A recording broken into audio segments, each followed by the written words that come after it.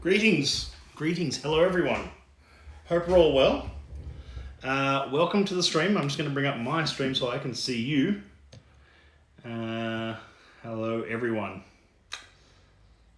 Here we go. Okay. Whiskey Saurus, William, good to see you all. Thanks for joining in. SNWS Vaults joined. Vaults joined.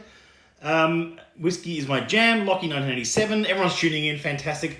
It's not often I get to do a Sunday stream. I've decided to go back to doing them because I'm less busy with events at the moment. I'm still very busy with all the development side of my role, of course. But in terms of being an ambassador, it's going to have to be a digital ambassador for at least a little while, as we've seen. And in fact, there was just an announcement half an hour ago from the Prime Minister about changes to that. It's now gathering a maximum of 2. So I think the number of times I have someone doing a stream with me here in the office might be a bit smaller than usual. Alex Moores, Matt Music MW, Whiskey and Music, Dram and Bread. That sounds fun. Okay, speaking of bread, I'm going to talk Boilermakers tonight. I'm going to talk about flavours, pairings, how they work, a little bit of advice on how to create your own at home. That's the whole idea at the moment. If you're at home and you're drinking at home, then it's nice to do a pairing of beer and whiskey together. Grain and grain, beer and whiskey, meeting right in the middle and finding that flavour explosion. And that's what tonight's all about, is talking about Boilermakers, talking about how beer and whiskey match up, how they can work together, and how to do it at home as well, especially at the moment. The beer I'm going with tonight, I was going to open a whole bunch of beers, but then I realised I don't drink that much beer. It's almost too much fluid sometimes, too much liquid sometimes. So it's kind of like, I like to open one beer. So I'm going to open one beer tonight. I've got a fridge full of beer, but I just don't, if I open, I'll be left with 20 different cans open on my desk. And I'm not planning that big a night. Gage Roads Brewing Co. Gage Roads are a West Australian brewer. Fantastic brewery, actually. Where does it have here? Something on the back here. Anyway. Easy drinking celebration of hop and flavours and aromas. Double dry hopped with a trio of Galaxy, Mosaic, and Azaka. This beer is bursting with tropical fruit aromas and rich passion fruit. I literally just took it out of the fridge. It's the Gage Roads VHA. Very hoppy ale. I'll hold that one up for the camera so you can see that. Calby Chan, Dram joined. Basic Chocolates joined. Good to see you all. Matt Music joined. Keegan Emmons joined. Good to see you all. Good to see you. This is great.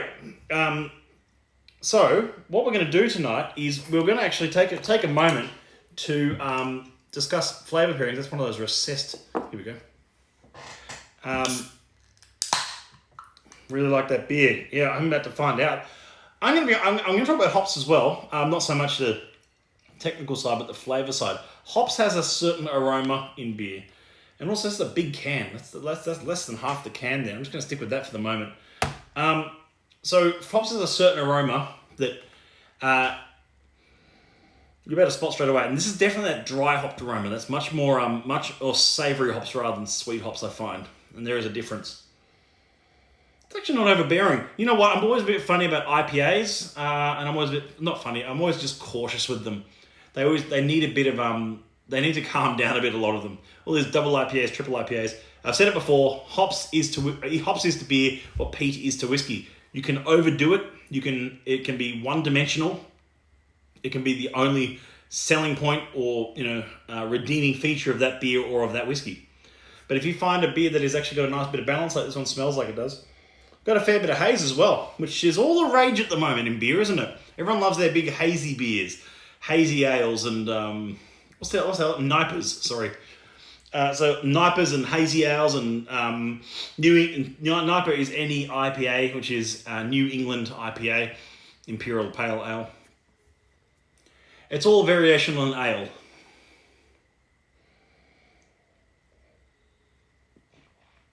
Hey Cal, good to see you. Hope you're well, mate.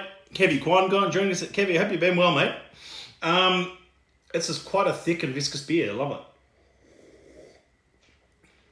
Not all whiskey drinkers are beer appreciators, though. I'll call myself a beer enthusiast. I'm not a beer nerd, though. I mean, I don't have nearly a big enough beard. I don't have any beard at the moment. So, to be a beer nerd, I think you have to have a beard. I'm saying that completely tongue-in-cheek, of course, but, it does help, it seems. We all know at least one mate who's got a very impressive beard who loves their good ales. Al McKellar joined, good to see you. Boilermaker night, that's right, Calte. We're talking Boilermakers tonight, and I've got a few whiskies to my right here, which I'll show on camera in just a moment, which I'm going to try and pair up with this beer, and how we do that. Now, you would have noticed I've already taken a sip of the beer because I want to get an idea of the flavour of what this beer is all about. As I said, it's a Gage Roads VHA Very Hoppy Ale. You know what, actually, I'd like to know in the comments if you'd like to see a bigger Boilermaker session on maybe one of the weeknights coming up where we like do a test of like 6 beers and 6 whiskies or something like that, and seeing where it works and seeing what works, and we'll do a bit of a longer stream. If you want to see something like that, let me know. I'd love to hear your feedback on it. I know a few, it's true. Grow the beard for champs. Whenever the champs is, I'll hopefully have a beard for it. Oh, I think I've got time to grow one now. It's not going to be in July. Bugger. Okay. Cuts 911. Lee Wallace. Oh, yes, please. By the way, I thought you didn't like big hops. This isn't big hops, Cal, surprisingly. It's called Very Hoppy Ale, and you'd expect it to be massively hopped, but it's not an Imperial. This is not an Imperial Pale Ale. This is not an IPA-style beer. This is just a hoppy ale. Now, they've used an element of dry hopping as well, which gives it a much more savoury flavour, which I like in hops rather than that typical sweet, wet hops kind of style.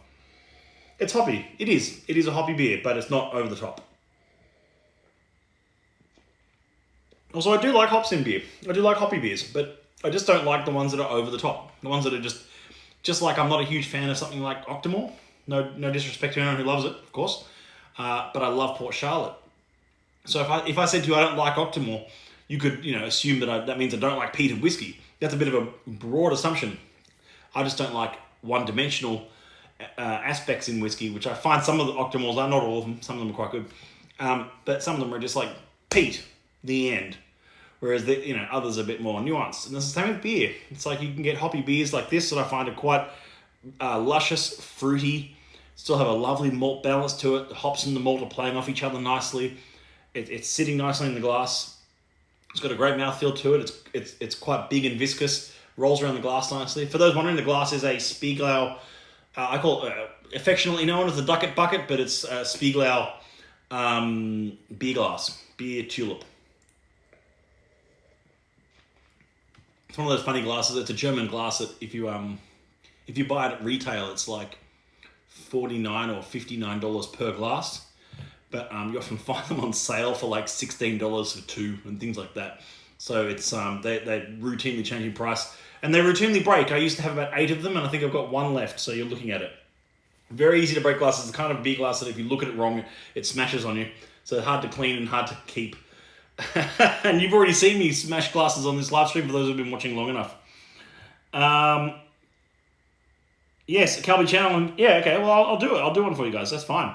I just cracked a Cooleroo Juicy Geezer IPA before I jumped on. Cheers, Lee Wallace. Good stuff, man. Juicy Geezer. Sounds like fun. Sunday Sippers. Bam! Okay, Steve. That's time for me to move it to the next level. Here we go. What do I need to pick for this? I've been thinking about what would go well with this, and I've actually think I've made up my mind. I've got 5 whiskies over here that I've been thinking what flavours would pair really nicely and complement that. And I think I found it. I'm going to go with 10.183 Velociraptor versus Xenomorph, I think. So it's an oily and coastal whiskey from Distillery 10. Wait a second. Let's have a look first. Hold on. It's not very peated. It's actually an unpeated spirit from this distillery, but it's out of a sherry cask. It might be a bit much. I'm going to try this instead. This was my second option, but it might end up being the first option. Let's have a look. So this is 93.120 Cocoa and Coal. There we go. I'm going to hold that up. It's in the sweet, fruity, and mellow profile, and it's in our April outturn, which is next Friday. This Friday coming. Well, yeah, next Friday. Friday the 3rd of April. 93.120. It's a 14-year-old single cask from Distillery 93. And I actually think this might go really nicely with this beer. It's not overly hoppy. This is not overly peaty. In fact, it's almost no peat at all. It's in the sweet, fruity, and mellow, but it's from a distillery that does use peat in their spirit, much like Distillery 10 does, but it's a different kind of run, this one. Let me pop this here so you can see that. There we go. Yeah, no, I'm not going to go with the first one. It might just be a bit overwhelming, that 10.183. I think it might be a bit sort of like bam, like it's a big whiskey. It's 61.1% second fill sherry. But I don't think we're going to go that one this time. I'm going to go this one. I'm a huge fan of this, so it's growing on me. I tasted it yesterday with a friend, and I thought it was it was underrated. It's got just the right level of funkiness. So how do you enjoy a Boilermaker? Well, I've got both now, and I've got an appropriate measure of each. The way I like to do it is I like to take a sip of the beer, and then a sip of the whiskey.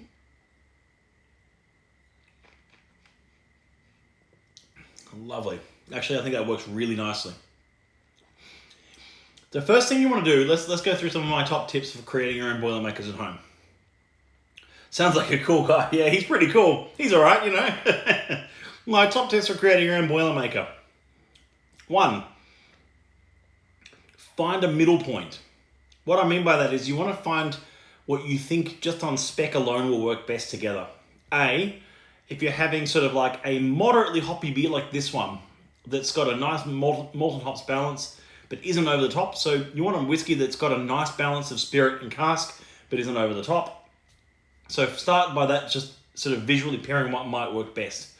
The second thing you want to do is decide whether you're going for contrast or whether you're going for contrast or my train of thoughts lost a bit here. In the flavor aspect, it's either you're trying to find a contrast, something where they clash or they collaborate, if you like. It's the best way to put it. So you're looking for ones that complement. Sorry, that's what I was looking for. Where it complements or it contrasts. Sorry, complement or contrast. So you're looking for one where they almost bounce off each other. Like it's like, oh, that shouldn't work together, and it does end up working well together. Or are you going for the other way around, where you want them to work harmoniously together? Both options are really good because one can really help the other. So in some cases, the whiskey might end up taming the beer, or in rarely, but the beer might also tame the whiskey a bit there. That can also happen. But I find in this case, they actually complement each other. It's a lovely, rich, malty balance with just a hint of Campbelltown in it. And same with this one. It's a lovely, rich, malty balance with just a hint of hops. It says very hoppy ale. It isn't very hoppy. I've had way hoppier. It's not an IPA. It's not your typical IPA. Wait, you don't shot them both? No, I don't shot them both, Calby. So if you were to shot them both, that's called a depth charge. Well, you could do like, drop whiskey into the beer and then glug glug glug. I don't like any of that kind of stuff. I don't shot them both normally at the same time. You can do that.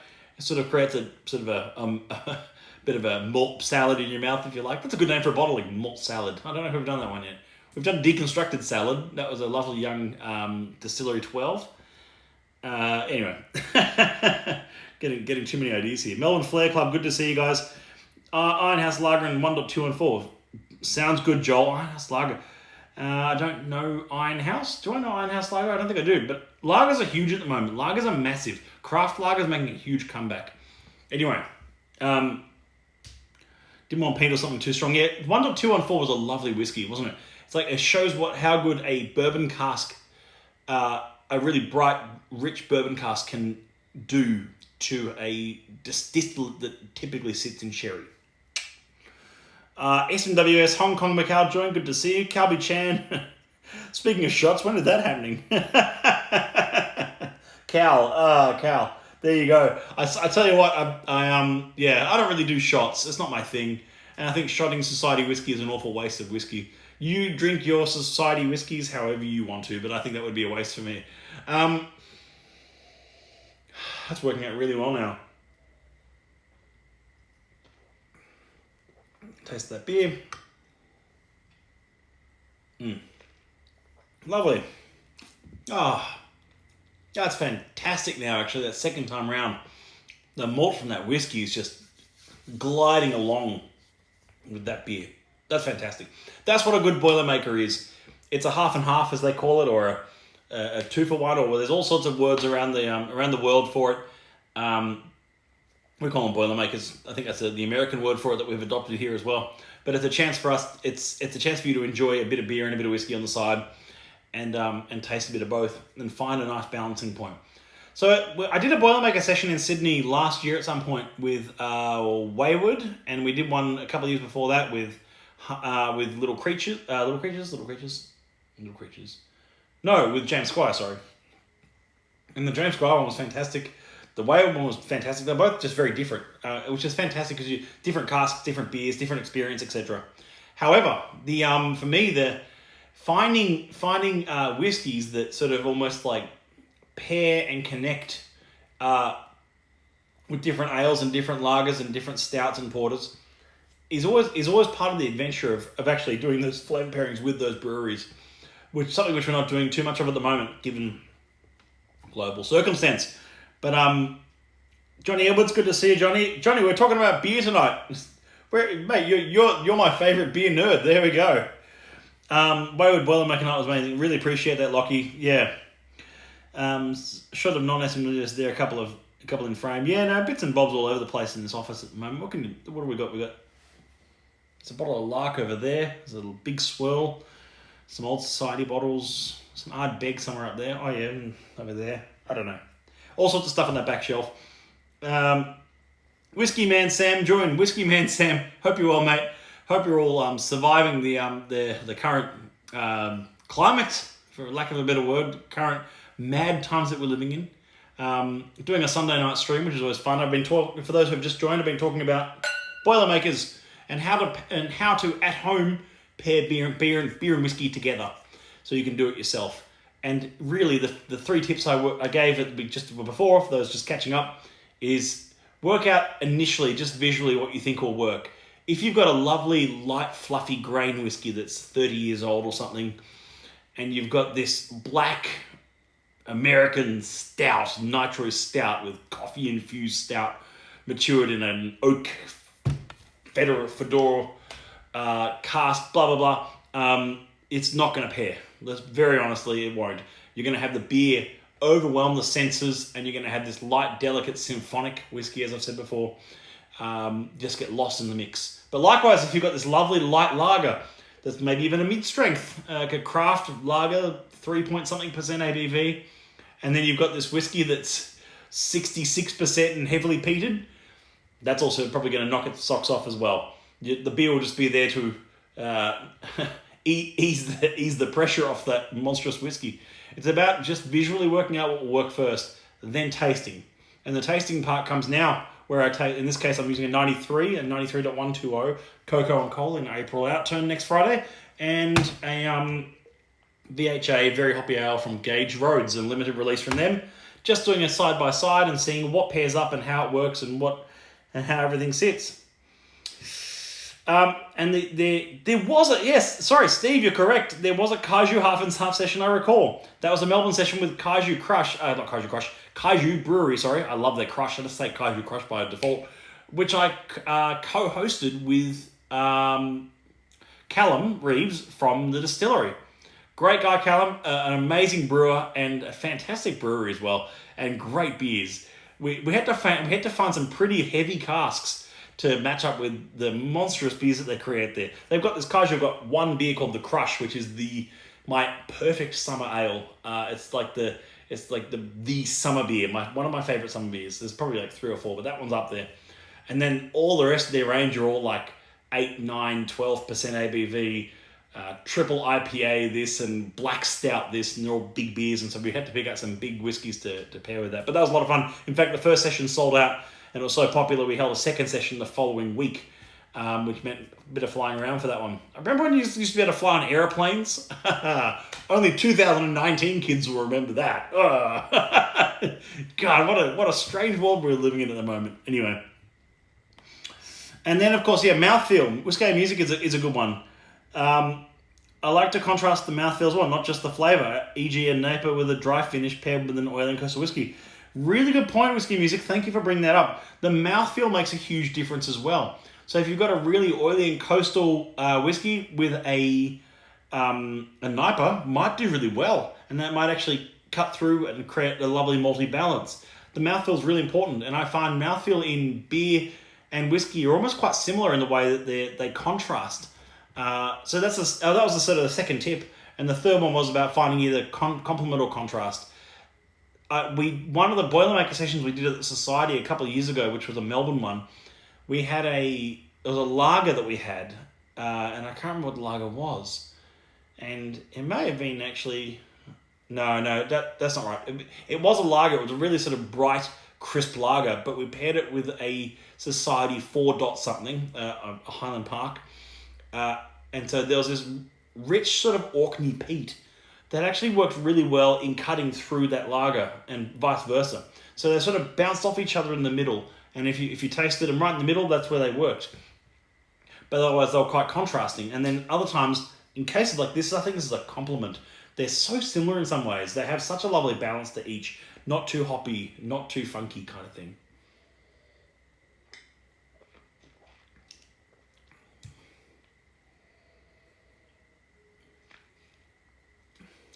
That's lovely. That's growing on me, that 93. It really is. Andrew, if you watched the stream on our Facebook group, facebook.com/SMWS Australia / groups / SMWS Australia, sorry. Join the group if you're not in it already. Join it. Have a look at the video that Andrew Durbidge, our Cellar Master, and I talked about the other night. If you're not on the group, it's also on our YouTube page. He talked about it. He even mentioned in the video that the 93s we get that are in that sort of 8, 9, 10-year-old bracket are sort of one category. And then some of the 93s we get that are like 14, 15, 16 years old are a whole nother ballpark. And I think this falls into that category of that lovely teenage, like actual sort of top point of maturation for this distillery, in my opinion. Some of the really old stock I tasted last year, I was lucky enough to taste some 22 and 27-year-old casks at the distillery. They weren't very good. And that's every distillery has its sweet spot in maturation, I find. I've been outspoken on that before, but I think it's true. I think certain distilleries excel at certain ages. I would argue, as a good example, that a distillery like Glenfarclas excels at older ages. And if you taste Glenfarclas, it's 30, 40, 50 years old. If you're lucky enough to taste a 50-year-old Glenfarclas, let me know. But it sort of excels at that age, especially with their cask policy and especially in a refill. But whereas I find that some distilleries excel at younger ages, and I always keep an eye out for society casks and of old and young from different distilleries, but some obviously more affordable younger ones would be. And I'm going to be outspoken on this one for sure. But I honestly believe distilleries like Clynelish and Kilchoman excel at younger ages. They just they have a lovely in Clynelish's case, a lovely sort of tropical waxiness that often dissipates in older age, whereas the younger ones have got this. Yeah, they've got this lovely sort of tropical fruits, fresh cut pineapple chunks, and waxy paper. Lovely, amazing. Anyway, I digress. I don't know where I went with that. Calby Chan says, Austrian Treats, one of my biggest regrets not grabbing one after Steps last year. That was a mouthfeel whiskey, Calby. That Austrian Treats was unbelievable. New Oak Hogshead from Distillery 37. 14-year-old, I believe, off the top of my head. I also should have picked one up. I think, no, yeah. And it was just a lovely whiskey in the sweet fruity and mellow. Keep an eye out for these sweet fruity and mellows. I was talking to my friend Lockie, who's watching tonight, I think. That this is an underrated flavor profile, one that it doesn't get nearly enough love sometimes, and I think people often overlook it. I don't know why they would. It's just the same reason why I don't know why people would overlook a light and delicate. They're still cask strength, and they're still often quite old. But it's their maybe it's always just looking for the bigger is better thing. I implore you to consider that one in April. It's absolutely fantastic. Playing SMS, what's that, Dad? Can't wish open in Sydney, you can always try mine. I have an open door policy for whiskey lovers. You know what? Comments like that, Lockie, is what I love about the society. Even in strange times that we're living in, if you find yourself in Sydney, Calby, which I think you live in Sydney, so off my head, sorry, you both live in Sydney. You're both probably going to meet up over whiskey, which is fantastic. It's the community that brings us all together. More so in digitally at the moment, of course, with restrictions and guidelines on social gatherings. But that's what it's about. Personally, I'm always a sucker for a malty stout and a peated whiskey. Oh, Steve, speaking my language, mate, I know the feeling. One of the whiskeys I was going to pull out tonight, if I had a stout, And I don't have any stouts in the fridge because it's not quite winter yet, and I haven't stocked up on some of the next season of good stouts coming out. I do have one stout in the fridge, but it's absurd. I don't want to open a 16.1% beer. Duh. Anyway, 53.309, chestnuts in a peat kiln. This is one of my favourite 53s of late. A 53, of course, being a distillery in Islay that rhymes with far Isla. I'm terrible at rhyming. There you go. But it's a peated whiskey. It was much peatier than most 53s we've had. 10-year-old refill hoggy, 60.5%.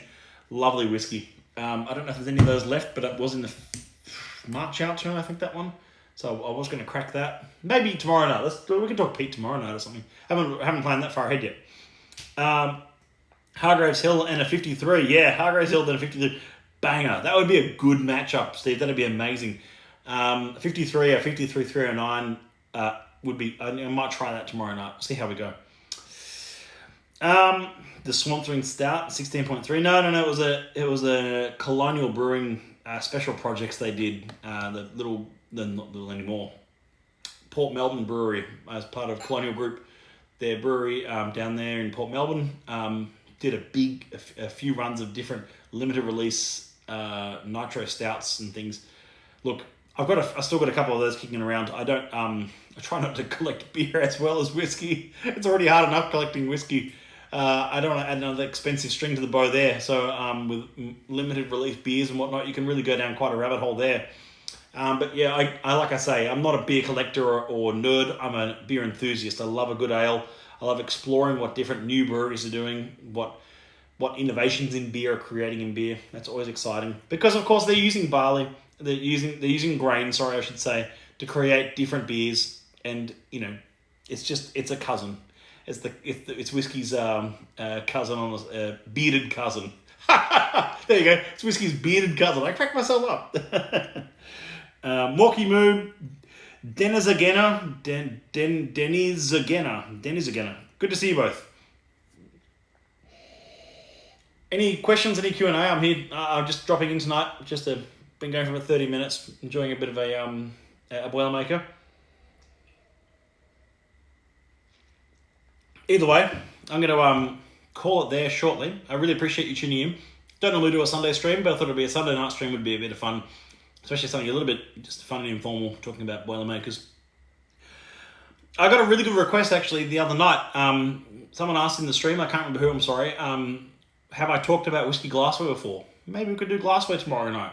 That could be cool. It would be glassware part 2, about how to use and appreciate glassware for different whiskey types. That might be really cool actually. If you're interested in that, drop me a comment, drop me a note, tag me in a story. That'd be great, and we'll go from there. On the what? The Bozza ride? What's the Bozza ride? I don't know what that is. Whiskey's bearded cousin. God, I tell you. Yeah, I thought I was funny. Is this the 93? How's it? Yeah, Mocky Moo. We've just been talking a little bit about the 93. I didn't talk too much about the whiskey. We're talking about Boilermakers tonight. Cocoa and coal. It's a very oily, it's a very thick mouthfeel on it. But it's far less funky Campbelltown as you might be used to. So a lot of the 93s we get are in the oily and coastal, lightly peated, or even peated category. One we had a couple of years ago, which was spicy and sweet, and now we've got one in the sweet, fruity, and mellow, and it's definitely sweet, fruity, and mellow. It's definitely on that sort of rich, very viscous spirit character. But I'll be completely honest, you could almost mistake it for being a Loch Lomond. Same company, of course, up until very, very recently. So they came out of the same sort of company. So maybe it was a cask that accidentally rolled all the way from Loch Lomond into the Glen Scotia warehouse that we picked out. That's not possible. But it's still it's very there's no peat. But there's just a hint of that Campbelltown funkiness still. With a bit of age, of course, it's got that lovely sort of sweetness to it, and it's. Cocoa and coal's a good name for it. I do get a the coal note is that sort of that funky Campbelltown coal mining kind of smell to it. But only right at the end, the cocoa is kind of it is like a chocolate milkshake. I don't know how that chocolate milkshake note gets into a whiskey, but I love it. So there you go. That's my thoughts on that 93. Love it. Any sherry whiskey, are sherry whiskey Boilermakers a thing? Nick Husek, great question. Yes, they are. In fact, I almost went with a sherry whiskey tonight. However, you can use any whiskey or even rum or whatever for a Boilermaker. It's just about finding that right pairing. I'll be completely honest. I find sherry whiskies very difficult to pair with beer. They almost always overwhelm it. The sherry cask, because we're starting to deal with wine casks, and so you've gone from sort of ex-whiskey cask using maturing whiskey, beer, and that you're introducing a third element there in some ways, using a whiskey that's been matured in a wine cask or a fortified cask. And it sort of shifts the dynamic a bit that makes it quite difficult to find great pairings with that. It can happen, but it's just more difficult, I find, personally. Maybe for the heavier stuff. Maybe for things like a nice stout with like a sherried and peated whiskey together, sort of thing, like a sherried peated whiskey. The Bonza ride yesterday, 30 seconds, 60k record. Yeah. The boozer ride, sorry, yeah. I went on a motorbike ride yesterday. It was a lot of fun. Booze industry guys all kept our gloves on, all kept our helmets on, all very much, mostly, very much socially responsible. But it was just a chance for us to actually get some sunlight and go for a fast ride. I'll tell you what, I ride fast, but not as fast as some guys, I'll tell you that. I'm not going to say who, but it was a lot of fun. Always a lot of fun. Always good to catch up with people in the trade, and especially those who are not working as much at the moment because they're often on-premise trade a lot. Is recharred hogshead similar to refill cask? Morky. Now, Mark, I reckon you haven't watched the video with myself and Durbridge yet, because we delve into that a fair bit, but I'll do a quick recap. A recharred cask is a chance for a distillery to take a cask that is a refill. It is a refill. It's not a first fill, otherwise it would say first fill, but a recharred hogshead is actually in this case, the 93-120 is a recharred hogshead. It's a cask that's had a heavy char in between uses rather than a toast or whatever, but it's been recharred to sort of activate it to almost be like a first fill again. It does nose and taste like a first fill, but it's got a lovely charry, chocolatey note to it. So you've got to remember, we're dialing back to, this would have been recharred 14 years ago, 2005 probably around there. What date was it distilled? January 2005. So we're talking about 2005. Distilleries were only starting to wake up to the fact that they could market a single malt even then, especially for distilleries like Glen Scotia that were in all sorts of tumultuous times even back then. And when in 2005 they were producing, they did have a single malt, I believe. It wasn't very good. So they were looking at ways to reinvigorate their single malt brand rather than just selling all their spirit to blenders. So that's what that cask was, and that's what it is. And it's like, it gives it a new lease of life. So this would have been sort of new era possibly for the distillery of taking these hogsheads, giving them a heavy char to reinvigorate them and turn them into something else, to turn them into first fill essentially. But have a watch of what I talked about with Andrew. I asked him, what does recharred hogshead mean? And he explained it really succinctly, as he always does. Sherry whiskies usually need a stout to pair with. Usually, yeah, that's true. I'm amazed that blends are still the majority of sales. I'm not really at all, Lockie, because if you look at the size of market, I mean, a lot of blended whiskey sold into China, a lot of whiskey sold to different nations across Africa, all over China, all over Europe, blends. And you could look at the power of brands like Chivas Regal, Johnny Walker, Haig. These brands are huge. And yes, the percentage of single malt to blended whiskey market is shifting, but it's shifting very, very small. It's the equivalent of a statement of saying, I can't believe people listen to music on Spotify. If most people use Spotify and streaming services these days, or iTunes or whatever, when if you're an avid vinyl music listener, like I am as well, I love playing music on vinyl. I do have a Spotify account, just like I enjoy society whiskies, which are kind of the vinyl of the whiskey world, if you like, because it's a small percentage of what the market is. But most people just like 128 kilobyte Spotify tinny sounding stream on their $5 earphones. Some people like proper headphones or even just a nice set of speakers to listen to music, because that will change their experience with it and it'll be an enhanced experience. But most people don't take the time to delve into the smaller things like this, which are the larger thing. This is the sum of the greater whole, if you like, and it's the small things that count. That's what I believe anyway. But people aren't. I don't think most people take that into account. Vinyl is massive. You and I know what the vinyl market looks like in a way. It's like we know where you can get records from. You can get records from anywhere these days. But still, that growth of vinyl has gone from 1 to 1.5% globally in the last 10 years. It's nothing still. It's very small, but it's very small, but for good reason, because it's where the tip of the iceberg. This is not tip of the iceberg. It's where the top of the mountain is. It's the bits and bobs at the top that are the best, rather than the scraping and scrapping around at the bottom, which is the cheaper blends, which create that market and are used in different capacities for different reasons, and are built to a price point, and that's fine. Dennis Zerger, I'm never going to be able to say that right, sorry. Recently, my favourite bottles are 42s and 7s. Love the 42s and 7s, especially the 7s for me. Big fan of the 7s. Delicious stuff. Definitely a must keep in your whiskey cupboard. Appreciate that, Denny. I'm just going to say Denny. Robert Akers joined. Good to see you, Rob. I know you're a musician. Do you like to pair music with whiskey? Whiskey Steens, that's a really good question. Yes, I do. But Andrew wrote something about this as well, about maybe 6 months ago, that I loved reading about, which was about it's a very strange thing to pair. I have talked about some LPs and stuff that I've tried to pair. How about I do a music session this week coming? I've got time to prepare for it, and I'm going to put some things together and see what I can create there. But I have done that before, and I think I'll do it again this week, maybe like Tuesday night or something. Thank you very much for the question. But the idea is that it's pairing music and whiskey. It's like, I think Andrew's example is like, no, I'm going to get it wrong if I try and quote it. But it's like, maybe heavily peated goes with heavy metal.